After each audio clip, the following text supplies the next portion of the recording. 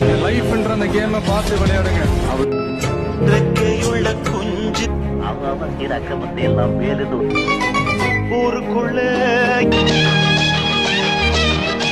வாழ்க்கையில ஒரு தடவை ஏமாறலாம்.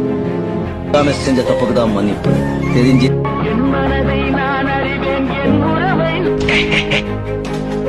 ஒன்னு சொல்றேன்.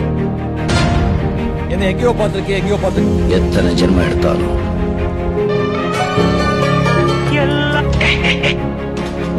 ஒன்னு சொல்றேன். இந்த உலகத்துல ரெண்டு பேர் தான் வாழ முடியும்.